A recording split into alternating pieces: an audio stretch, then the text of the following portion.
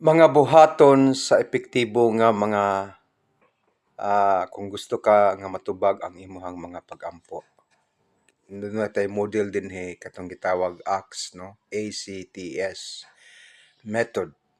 Number one is adoration. Gikuha ni siya nga method sa katong the Lord's Prayer. Adoration, praises. Dahil sugdan nimo ang pag-ampo nimo pinagay sa mga pagdaig.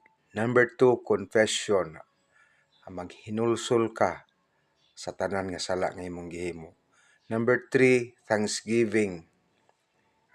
Magpasalamat ka kay gitagaan tas Ginoo og ginhawa o tanang butang nga angayang pasalamatan. Good or bad things, pasalamatin Ginoo. Sa S is supplication. So imong i-release ang imong mga prayer request diha sa Ginoo. Focus on the present. Kinahanglan doon na kay mag-focus ka sa imong kahimtang. Karon ayaw na tong nanglabay na. Ito magngita ka og scripture-based prayer. Mamalandong ka sa mas gihimo karon na dunay pagpamalandong, no? Dunay meditation sa pulong sa Ginoo. Okay. Doon na kay journaling, no? Number 3 is journaling. Mag-journal ka, magsulat ka sa kung sa imuhang mga prayer request, no? So kabalo ko nga epektibo kay ni kay ako naman ang nasinati. More than 90% sa ako ang mga prayer request kitubag yun sa Ginoo. Okay?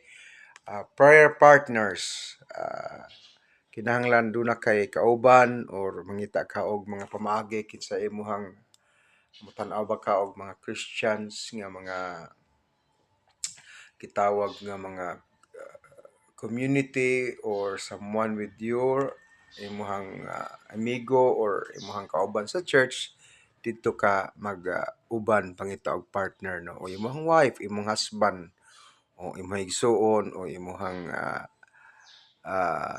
imo bang mama o imong papa nga dunay gitawag nga committed pod sa Ginoo. O ang gitawag breath prayer, kaning mga short prayers nga with the heart. No, ay tong balik-balik kay ang Ginoo kahibaw naman siya anang imong giampo. Ang gusto lang gid si Ginoo a sincere heart aron niya tubagon imong pag-ampo.